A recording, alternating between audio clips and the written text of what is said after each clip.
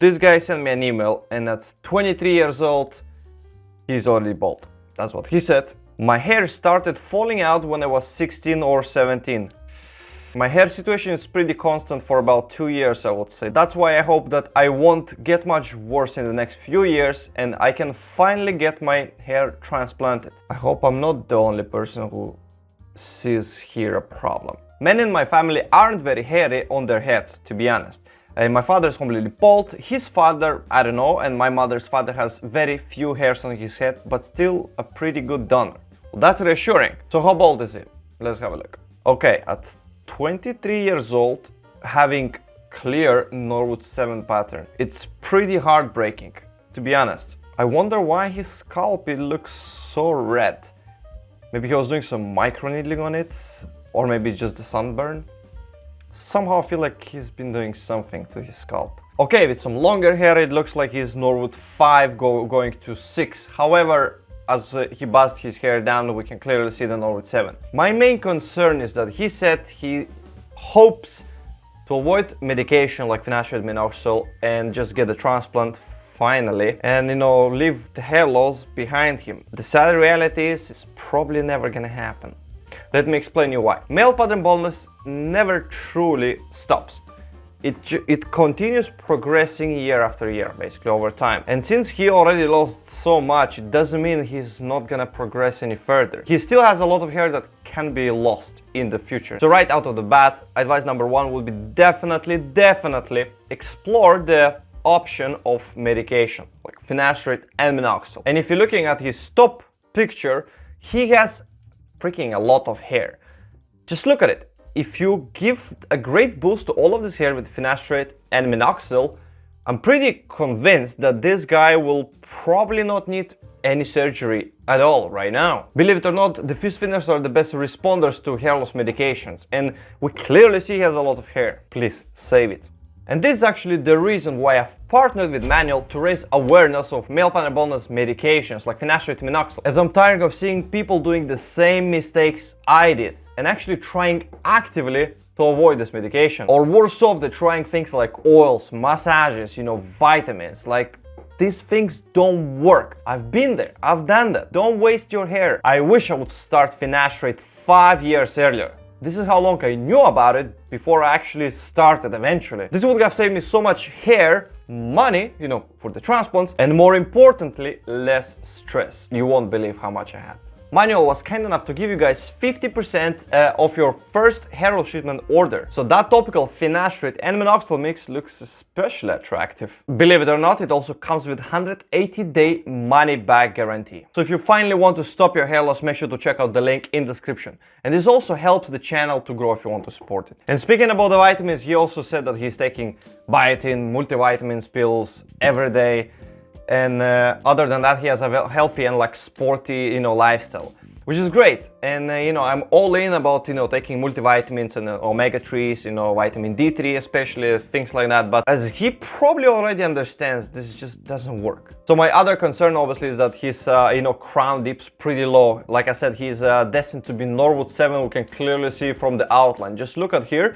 The lower portion of the crown looks so much thinner than the donor area. Even though, of course, this picture was taken with a harsh flashlight, it still nonetheless exposed the actual pattern. I would estimate if he would jump on finasteride and minoxidil, he would definitely get away without touching most of the areas, if any, you know, with a hair transplant. Like I said, he might even avoid it altogether completely, because believe it or not, some people are crazy responders, you know, to medications. However, the only place I think he might benefit with a transplant is actually his temple peaks, because they're gone, they're non-existent, there is nothing here left. It's almost like a flat line basically. Even if meds working pretty well, he can, you know, restore quite great density on the top, and then he can rebuild his temple peaks with a conservative hairline closure, you know, because even though if, let's say, the meds working extremely well for him, he's still 23 years old and he still will continue, you know, receding over the years, because let's be realistic. Finasteride and minoxidil are great options to treat your hair loss, but it will not completely stop. It's not a cure, sadly. So if he would decide to get cut, you know, with the transplant, he would have to be extremely conservative and definitely pick the right surgeon for him. Because, you know, anyone can go in, just take plenty of donor, transplant on the top, but the question is, what's the long-term plan?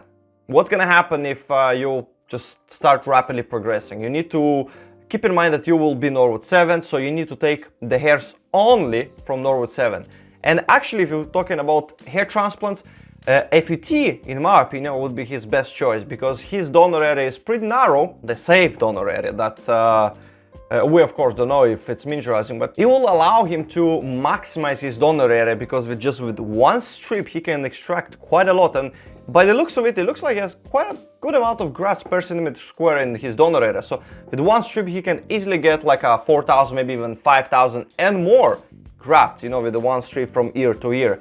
And this could easily cover, you know, biggest area basically. One thing I would like to point out, that guys, don't get fooled by the hair length. In his case, when he grew out a little bit his hair, it looks like his crown is pretty good. It's not dipping anything and looks like nice and healthy.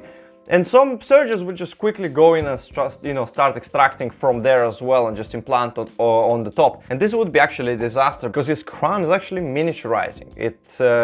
It's still much stronger than the other areas, but nonetheless, over the years, it will go as well. So do I think he is a candidate for a hair transplant without taking any medications? In my opinion, no. If you just took a simple math, it's pretty much impossible for him to cover whole Norwood 7 with the donor that he has. Let's be realistic, you need to have extremely great dense donor area, and in his case sadly it doesn't look like. It appears that he got quite thin hairs in the donor, and although the density looks pretty good, it's still nothing close to be like amazing, that has like tens of thousands of grafts ready, for the surgery, like some people have, seeing from, clinics like, Eugenics or, Dr. Zare, for example. And also a little bit of this retrograde alopecia around the ears over here can be a problem in the future, so you will need to avoid this area extracting as well. So my suggestion, get them finasteride and minoxidil together, stay for at least 12 months and then re-evaluate. Moreover, people see more and more improvement with finasteride